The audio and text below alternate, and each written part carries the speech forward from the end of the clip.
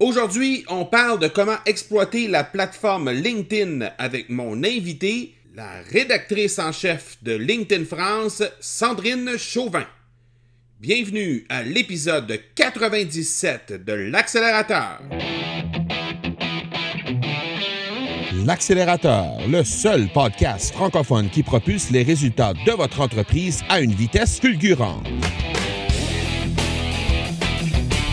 Vous y entendrez des entrevues et des reportages sur l'entrepreneuriat, le social selling et le marketing. Je suis votre hôte, Marco Bernard. Salut tout le monde! Marco Bernard avec vous aujourd'hui en cet épisode 97. Et aujourd'hui, je reçois Sandrine Chauvin. Sandrine qui est la rédactrice en chef de LinkedIn France. Et Sandrine, bien, ça fait déjà un certain temps que j'essayais de l'avoir sur l'accélérateur. Je trouvais que c'était une invitée qui était de marque et qui pouvait vraiment apporter beaucoup de valeur pour les gens qui aiment bien utiliser la plateforme LinkedIn ou encore qui planifiaient l'utiliser prochainement. Donc Sandrine, c'est quelqu'un qui a plus d'une quinzaine d'années d'expérience dans l'élaboration et la mise en œuvre de stratégies éditoriales, rédaction d'articles, enquêtes et dossiers thématiques sur plein de sujets, l'économie, la société, le droit, la retraite, la santé et une foule d'autres choses. Bref, on a discuté avec elle sur comment exploiter LinkedIn en 2018. Sandrine, c'est quelqu'un de dynamique, créative et passionné qui est doté d'un excellent relationnel. Alors, elle capitalise sur son expertise web et son savoir-faire journalistique, donc pour développer le programme LinkedIn Influenceur, entre autres, et aussi valoriser le contenu éditorial en français sur LinkedIn. Rappelons au passage que sur LinkedIn, chaque semaine, ce sont plus de 100 000 articles qui sont publiés sur le réseau et à chaque minute, près de 1000 posts qui sont partagés dans plus de 200 pays. Donc, LinkedIn qui fêtera incidemment ses 15 ans demain, est devenu vraiment une plateforme qui est un incontournable pour les professionnels. Et Sandrine vient nous parler un petit peu de comment on peut utiliser cette plateforme-là, mais aussi comment on peut s'inspirer des gens qui ont déjà du succès ou qui influencent énormément les gens qui utilisent LinkedIn pour faire en sorte qu'on puisse être capable d'utiliser cette plateforme-là au meilleur de son potentiel. Avant de vous laisser par contre à l'entrevue avec Sandrine Chauvin, je vous rappelle que le 100e épisode de l'Accélérateur s'en vient à grands pas. En fait, aujourd'hui, on est à l'épisode 97 et cet épisode-là, le 100e, sera diffusé le 15 mai prochain. Je vous réserve une foule de nouveautés. Alors, on va fêter ça avec un live sur Facebook à 15h, heure de Montréal, 21h, heure de Paris. Et ce sera également en simultané sur Instagram au même moment. Donc, il y aura des nouveautés à l'intérieur de ce 100e épisode-là, dont la présentation de nouveaux collaborateurs. Il y aura des prix à gagner lors des lives sur Facebook et sur Instagram, dont un livre de Gary Vaynerchuk, Crushing It, et plusieurs passes des passes premium du SVAB qui ont une valeur de 97$ chacune. Donc, ce sera en tirage lors des lives. Il y aura également une nouvelle signature sonore. Il y aura un nouveau format parce que je vais annoncer à ce moment-là que la cadence des épisodes va changer à chaque semaine. Donc, vous pourrez connaître à ce moment-là comment ça va fonctionner à partir de l'épisode 101. Il y aura aussi le lancement d'un nouveau programme pour ceux et celles qui adorent les podcasts et beaucoup plus de place pour les auditeurs qui sera accordé aux auditeurs à partir de l'épisode 101. Donc bref, c'est un événement que vous ne voulez pas manquer et si c'est la première fois que vous êtes sur l'accélérateur aujourd'hui, eh bien ne manquez pas de revenir pour constater toutes les nouveautés qu'on aura à partir du 15 mai parce qu'il y en aura énormément. Pour ne rien manquer de cet épisode, eh bien, vous pouvez vous inscrire tout à fait gratuitement et puis à ce moment-là, on va vous relancer pour être certain que vous n'oubliez pas et le live et la sortie du 100e épisode. Et vous pouvez faire ça au marcobernard.ca /party 100, donc PARTY-100, donc marcobernard.ca /party 100. Et entre-temps, si vous avez quelques secondes pour laisser une note ou un commentaire sur iTunes, tout en y laissant clairement votre nom au complet, eh bien, vous pourriez recevoir une surprise lors de ce 100e épisode-là. Vous pouvez également, en fait, les lives à ne pas manquer, donc sur Facebook, au facebook.com/M Marco Bernard et sur Instagram, au instagram.com/M Marco Bernard. Donc, je vous laisse à l'entrevue avec Sandrine Chauvin, rédactrice en chef de LinkedIn France, et je vous reviens tout de suite après. Alors, on est avec Sandrine Chauvin. Merci beaucoup, Sandrine, d'avoir accepté l'invitation d'être sur l'accélérateur. C'est super apprécié. Merci, Marco. J'en suis ravie également. Sandrine, je vous laisse quelques instants pour nous présenter votre parcours, ce que vous faites dans la vie. Quel est votre rôle au sein de LinkedIn France? Donc, je suis rédactrice en chef Europe. Je suis arrivée chez LinkedIn il y a 2 ans et demi et auparavant, je venais de la Harvard Business Review puisque j'ai lancé le site en France et en français. Excellent. En tant qu'éditrice de LinkedIn France, vous êtes en charge de développer le programme justement des influenceurs sur LinkedIn. C'est un programme qui est un peu méconnu ici au Québec. En quoi ça consiste exactement? Qu'est-ce que ça représente? Alors, le programme influenceur, c'est un programme que vous pouvez retrouver et voir sur LinkedIn où ces personnalités ont un petit badge bleu influenceur avec le logo IN de LinkedIn. Donc, c'est un cercle d'environ 500 personnalités dans le monde qui sont parmi les plus influentes. Donc, ça va de Bill Gates. Au Canada, on a Justin Trudeau ou Ryan Holtz, le PDG de Hootsuite, par exemple. L'idée, c'est de ne pas avoir des milliers de personnes, mais que ce soit un petit cercle qui partage des contenus, des analyses et surtout des actualités qui intéressent les professionnels.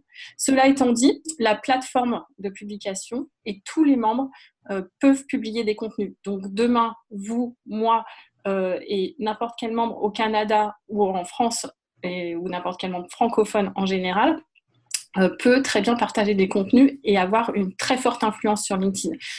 Tous les contenus, tout ce qui peut être fait sur LinkedIn n'est pas réservé exclusivement aux influenceurs. OK. Comment c'est déterminé, ce cercle d'influenceurs-là, le badge, comment c'est attribué, comment ça fonctionne? C'est attribué par l'équipe éditoriale sur la base d'un comité éditorial qui se réunit. Ensuite, on les accompagne, on les conseille, on les met en avant. Mais comme je vous le disais, tout ce qu'on fait autour de l'éditorial et de l'animation éditoriale autour du programme influenceur n'est pas réservé exclusivement aux influenceurs, puisqu'on accompagne aussi de nombreuses personnes, des experts dans leur industrie. Ça peut être aussi des membres qui ont juste une analyse à partager sur leur métier, l'évolution de leur métier, une actualité économique ou business, ou des entrepreneurs. Donc, vraiment tous les membres de LinkedIn. OK. Justement, vous parliez de l'ensemble des gens qui sont sur la plateforme, qui peuvent devenir un influenceur à leur façon. Comment ces entrepreneurs et professionnels-là peuvent, justement, qui sont présents sur LinkedIn, peuvent contribuer au maximum à la communauté francophone sur la plateforme? Alors, je pense que ça passe essentiellement par la bonne utilisation du fil d'actualité, puisque toutes les informations qui sont publiées passent par le fil d'actualité. Donc, il y a 3 formats. Le premier, c'est des posts, des partages. On peut aller jusqu'à 1300 signes. Ça permet déjà de dire beaucoup de choses. Accompagné d'une photo, d'une infographie ou de partager un autre article avec une petite analyse. Le deuxième format, c'est le format article. Ce qu'on conseille, nous, c'est de faire entre 400 et 800 mots, pas plus, qu'on peut publier en cliquant sur le bouton « Rédiger un article », chacun sur son profil. Et le troisième format, c'est la vidéo native. On peut aller jusqu'à des vidéos qui font 10 minutes. Nous, on conseille qu'elles fassent plutôt moins de 3 minutes parce que ça permet d'engager plus et surtout de ne pas retenir les gens trop longtemps et de créer une conversation.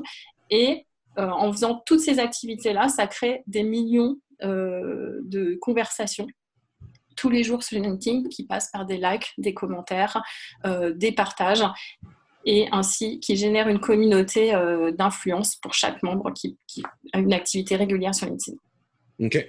Au niveau de l'écrit, justement, est-ce qu'il y a des pratiques qui sont encouragées ou au contraire des choses qu'on ne doit pas faire justement sur LinkedIn à votre avis?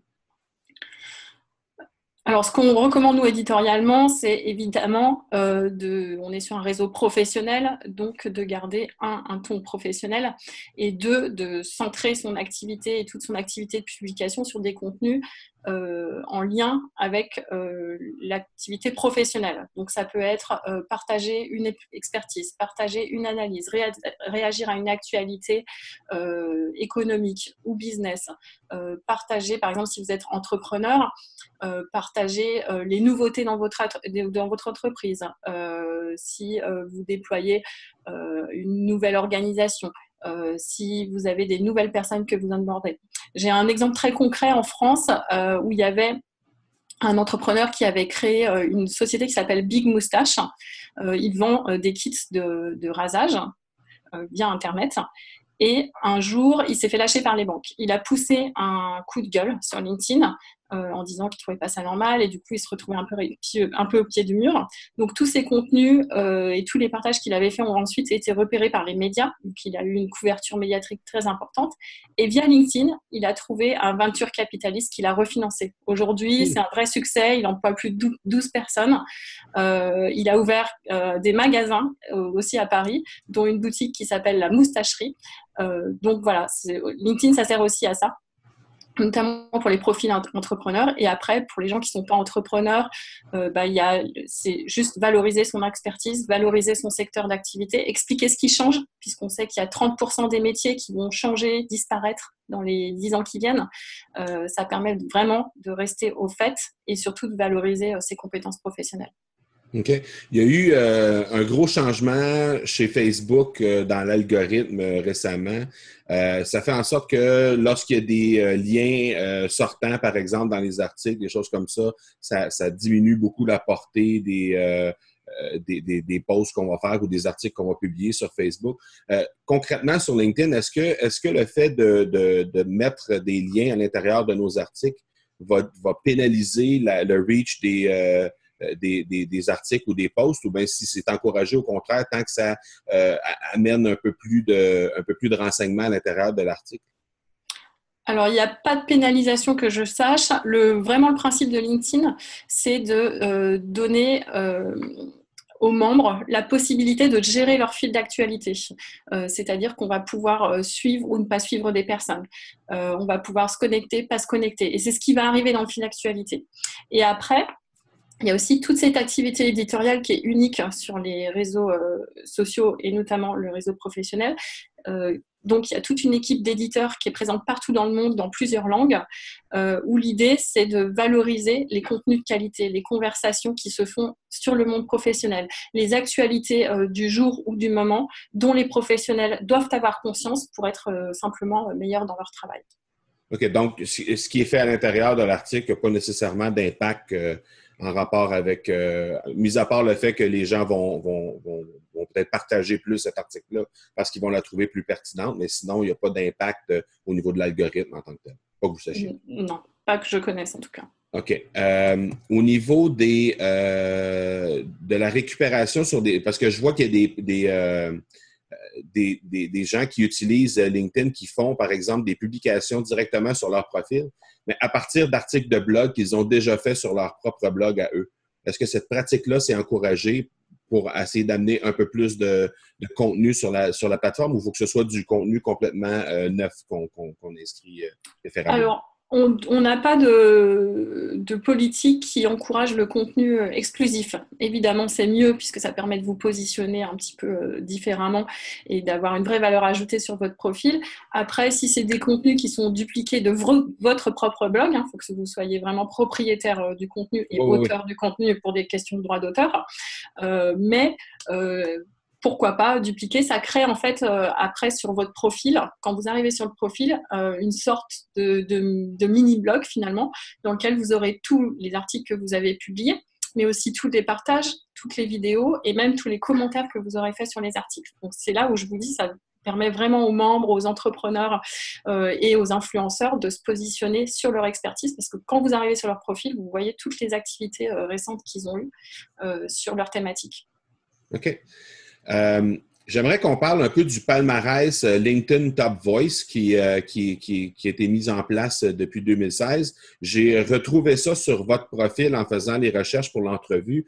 En quoi ça consiste exactement et comment les gens qui désirent contribuer sur la plateforme peuvent s'en inspirer? Parce que je comprends que c'est pas nécessairement tous les gens qui veulent qui veulent contribuer à la plateforme, qui vont être appelés à être parmi ces LinkedIn Top Voice-là, qui vont être sélectionnés dans ce palmarès-là.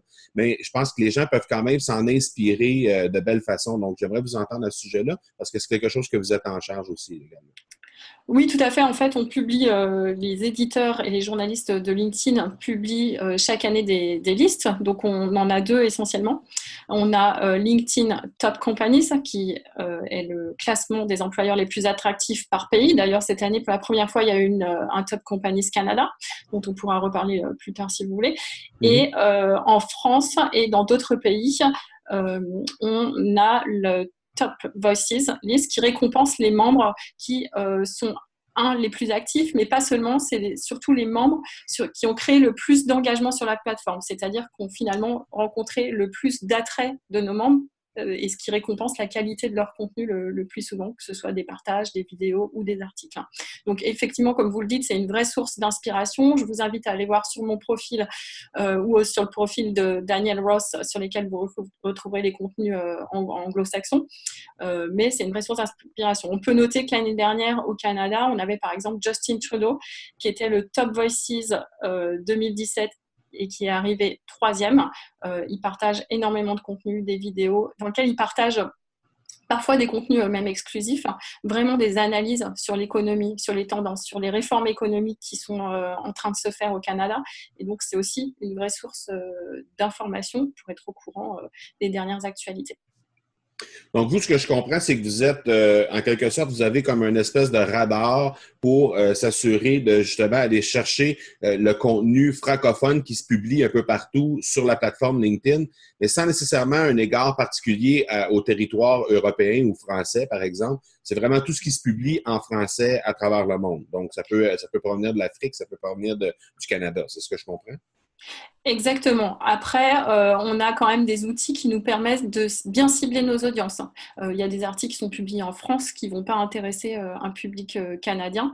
Donc, quand on met en avant les contenus dans les pays qui sont concernés pour être plus pertinent et apporter la meilleure expérience possible à nos membres. OK. Mais ce que je comprends aussi, c'est que les gens qui nous écoutent et qui veulent commencer, qui habitent au Canada et qui veulent commencer à utiliser de façon plus importante LinkedIn, à ce moment-là, ils peuvent avoir un certain support et ils peuvent aller rechercher également dans les LinkedIn Top Voice. Vous le faites segmenter par langue également, je pense. Hein? Oui, exactement. Donc, ils peuvent faire ça. Si vraiment ils veulent nous alerter, il y a des êtres humains derrière qui sont les éditeurs, donc ils peuvent nous envoyer un email ou simplement nous taguer en faisant @ Sandrine Chauvin par exemple, et on verra leur contenu apparaître. Et après, nous, on a plein d'outils où on peut détecter le contenu qui est publié en français partout dans le monde, et ensuite on l'adresse aux bonnes audiences, dans les bons secteurs industriels, dans les bons pays, pour être sûr que ce soit le contenu le plus pertinent possible pour les membres. Parce que dans notre cas au Canada, on n'a pas nécessairement quelqu'un comme vous, par exemple, qui est dédié au contenu francophone, mais du côté canadien, c'est ça? Non, pas encore. Après, on couvre plein d'autres pays. On met régulièrement du contenu en avant dans d'autres pays. Donc, qui n'hésitent pas à le faire. Parfait. On a parlé de la vidéo un peu plus tôt en entrevue. J'aimerais qu'on regarde un peu de ce côté-là. On sent que les publications sur LinkedIn sont de plus en plus fortes à ce niveau-là. Au niveau de la vidéo, il y a de plus en plus d'utilisateurs qui utilisent la vidéo. À quand tantôt, on a discuté en pré-entrevue que les vidéos prenaient déjà une importance dans un peu ce que les gens vont avoir comme poids médiatique à l'intérieur de la plateforme. Parlez-nous un peu de la vidéo et comment les gens peuvent utiliser ça sur la plateforme. Alors, sur la vidéo, c'est vrai qu'on voit de plus en plus de gens qui postent des vidéos. Je pense que la bonne pratique, comme je l'expliquais tout à l'heure, c'est de rester sur des formats assez courts. De toute façon, on ne peut pas poster des vidéos en natif qui font plus de 10 minutes. L'idée, c'est d'attraper son audience sur une problématique particulière. Donc, on pose une question et on essaye d'y répondre. Évidemment sur des thématiques professionnelles et économiques. J'ai un exemple très concret avec des vidéos qui marchent très bien. C'est un expert en géopolitique américain que vous connaissez sûrement au Canada qui s'appelle Ian Bremmer. Et Ian Bremmer, il fait The World in 60 Seconds. toutes les semaines. C'est une analyse géopolitique des impacts économiques de ce qui se passe dans le monde. C'est passionnant, vraiment très intéressant. En France, on a des personnes qui partagent des vidéos, par exemple, sur des analyses sur les tendances du marketing. Ça, c'est un autre exemple. C'est souvent des formats de 1 minute, 1 minute 20. Après, vous pouvez aller voir sur le profil d'Emmanuel Macron ou Justin Trudeau. Ils sont aussi exemplaires dans l'utilisation de la vidéo. Ils font des formats très courts. Si je prends un exemple très concret et récent, Emmanuel Macron a fait une petite, enfin son équipe en tout cas, a fait une petite vidéo pour expliquer d'où venait le chêne qui a été offert à Donald Trump lors de sa visite aux États-Unis. Et ce chêne vient d'un cimetière franco-américain en France suite à la Première Guerre mondiale. Et donc, ça lui a permis de valoriser et surtout de faire découvrir des nouveaux métiers. Donc, par exemple, on voit un surintendant américain du cimetière, on voit des personnes qui travaillent pour l'Office national des forêts en France. Voilà, c'est une des façons d'utiliser la vidéo. Après, ça peut être aussi mettre en avant des chiffres, expliquer de façon pédagogique. Et autre exemple, on a par exemple, je me souviens d'une infirmière dont le service des urgences était menacé en France de fermeture, et elle a pris son téléphone, elle s'est simplement enregistrée pour dire pourquoi elle n'était pas d'accord, quel était son quotidien en tant que professionnelle de la santé, et pourquoi il y avait absolument, selon elle, besoin des urgences et besoin surtout de médecins et d'infirmières qui couvrent ce service des urgences. Ça a eu un vrai impact, un vrai partage, et du coup la vidéo LinkedIn a contribué à ce que le service des urgences en question ne ferme pas. Donc voilà, c'est ouvert à tout le monde et il y a plein de formats possibles. Il ne faut pas chercher la perfection absolue parce que chaque membre n'a pas vocation à être une télé en tant que telle et de faire ça de façon ultra professionnelle, disons. Mais s'enregistrer avec son téléphone aujourd'hui, si on parle de son métier, si on parle de son activité professionnelle, de son expertise, c'est quelque chose qui est tout à fait accepté. Excellent. Tantôt, on a parlé de LinkedIn Top Voices et des Top Companies aussi. Vous avez parlé de représentation canadienne dans ces deux palmarès-là. On a parlé notamment de Justin Trudeau. Quelles sont les autres personnes ou compagnies qui figurent dans ces palmarès-là qui proviennent du Canada? Alors, on a par exemple Ryan Holmes, qui est le PDG de Hootsuite, que vous connaissez encore mieux que moi, j'imagine, au Canada. Ouais. Et dans les classements Top Company, c'est la première fois cette année qu'on avait un classement dédié au Canada. OK. Voilà, et donc dans ce classement, les 3 employeurs les plus attractifs, il y avait 2 banques. Il y a TD Bank Group. Ensuite, le deuxième, c'était RBC, si on prononce en français. Et le troisième, c'était encore Hootsuite, cette fameuse plateforme d'animation des réseaux sociaux canadiennes. Donc, du coup, vous voyez, il y a de plus en plus d'activités qui sont faites au Canada pour valoriser ce que les membres font. Et tous ces classements sont basés sur toutes les interactions que les membres ont, soit avec le contenu qui est diffusé, soit avec les pages entreprises. Et du coup, c'est vraiment basé sur les actions des membres. Ce n'est pas du déclaratif ou juste une analyse purement éditoriale. Non, c'est des choses qui doivent générer de l'engagement au final, qui permettent aux gens de se prononcer aussi sur d'avoir une opinion, par exemple, sur les nouvelles qui sortent ou que le dirigeant en tant que tel va commenter. Exactement. D'ailleurs, sur ce sujet-là, on publie aussi chaque jour un LinkedIn Daily Rundown. Et il y a un LinkedIn Daily Rundown Canada qui est en anglais uniquement, mais qui est la synthèse des 5 actualités économiques et business au Canada qu'il faut connaître ou en tout cas pas manquer chaque jour. C'est vraiment une petite synthèse qui vous arrive tous les jours sur votre profil LinkedIn. Et si vous lisez ça, normalement, vous avez une vision assez claire de l'actualité économique du jour. Sachant que pourquoi on le fait ? On part du principe qu'un des piliers de LinkedIn, au-delà de trouver le bon job, au-delà de se connecter, de développer son réseau professionnel, l'un des piliers, c'est d'être bien informé et de participer aux conversations qui sont importantes pour les professionnels. Pourquoi ? Parce que dans les années à venir, comme le monde est en train de changer, les métiers sont en train de changer, certains vont même disparaître, il suffira plus d'être bon dans son job, il faudra être bien informé pour pouvoir s'adapter, pour pouvoir se former, pour pouvoir changer. Ouais, pour avoir une vision 360 un peu du domaine. Exactement. Donc, je vous invite à regarder ce LinkedIn Daily Rundown Canada, qui peut être une vraie valeur ajoutée. Pas en français pour l'instant en tout cas, c'est en anglais, mais ça peut faire une vraie différence au quotidien. Et celui de France, est en français ou est en anglais aussi, le Daily Random? Il y a celui de France qui est en français. Il s'appelle en français LinkedIn Récap Actu. Il y a un profil dédié et on publie chaque jour la synthèse des actualités en France. On en a aussi en allemand, on en a en mandarin simplifié sur la Chine, on en a en Australie, on en a aux États-Unis. Il suffit de taper le nom du pays, en fait. LinkedIn Daily Rundown Australia, par exemple. On en a un aussi, bien sûr, au Royaume-Uni. Et on en a même un en portugais, où on couvre le Brésil. Et on va bientôt lancer d'autres langues. Donc, c'est une vraie source d'information si vous voulez être au courant de tout ce qui se passe dans le monde, ou si vous avez un pays en particulier que vous ciblez. C'est une source d'information quotidienne qui peut être très utile. Pour faire un tour d'horizon rapide à chaque jour de ce qui se passe concrètement dans l'actualité de ce pays-là. Exactement. Sandrine, je pense qu'il y a quelque chose qui s'en vient prochainement au début du mois de mai qui va être quelque chose qui mérite d'être fêté chez LinkedIn. Alors, je vous invite à nous en dire plus. Effectivement, Marco, je vois que vous êtes très bien informé.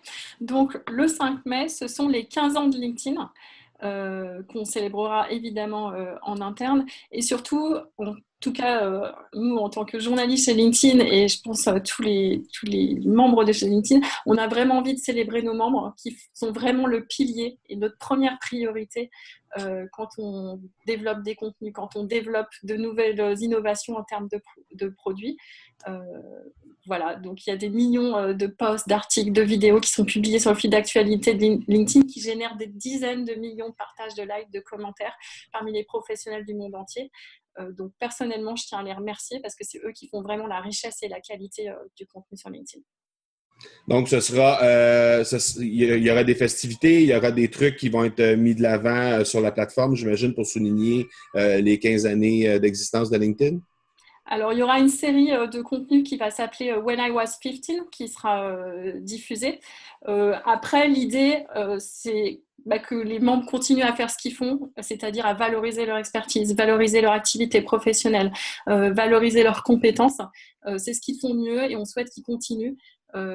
Voilà, et donc évidemment, ils peuvent se joindre à nous pour célébrer en contribuant à When I Was 15.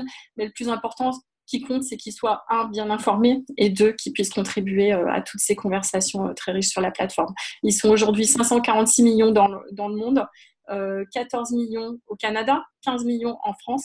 On leur dit un grand merci et on souhaite qu'ils continuent et en tout cas qu'on améliore, qu'on contribue ensemble à faire que le contenu reste de très bonne qualité sur LinkedIn. Alors, la fête, ce sera demain. Donc, bonne fête LinkedIn et j'espère que les gens... Est-ce qu'il y a un hashtag qui est prévu pour faire partie des publications des gens demain? When I was 15, est-ce que c'est... Il y a un hashtag When I was 15. OK, excellent. Parfait. Alors, on va inviter les gens à utiliser ce hashtag lors de la journée de demain pour souligner les 15 ans de LinkedIn. Merci. J'encourage les gens donc à aller jeter un œil sur LinkedIn Top Voices, les différents liens que vous avez mentionnés, c'est-à-dire LinkedIn, ce qu'on vient tout juste de parler, le LinkedIn Daily Random avec les pays qui s'y rattachent et également au programme d'influenceurs, donc d'aller jeter un œil à qui s'y trouve et comment vous pourriez vous en influencer. En terminant, Sandrine, au total, chaque semaine, c'est plus de 100 000 articles qui sont publiés sur le réseau à chaque minute et plus de 1000 posts partagés dans plus de 200 pays. Dans un monde idéal, quel serait votre souhait le plus cher pour 2018 en rapport avec le développement de la plateforme LinkedIn?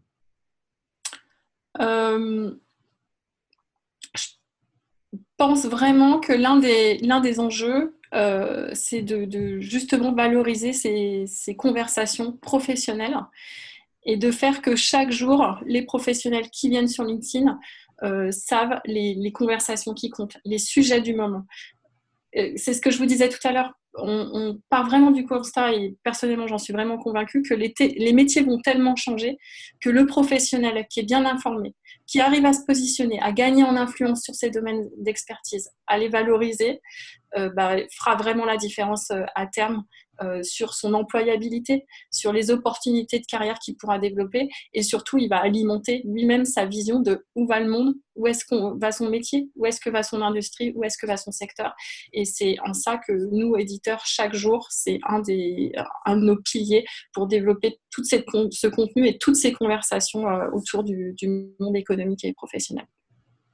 Eh bien, je vous le souhaite parce que je suis un fervent utilisateur de LinkedIn. Je l'utilise assez religieusement, en fait, à tous les jours et plusieurs fois par jour. Donc, je vous souhaite de pouvoir continuer à faire votre travail comme vous le faites. Je pense que vous êtes une inspiration vous-même dans votre façon de partager les différents articles, les différentes informations qu'il y a sur ce réseau-là. D'ailleurs, je vais mettre en lien de l'épisode le lien vers votre profil pour que les gens puissent être en mesure de vous suivre et d'avoir un peu plus d'informations, de voir ce que vous faites vous-même comme partage d'informations. Et je vais inviter les gens à se connecter directement avec vous, à vous suivre.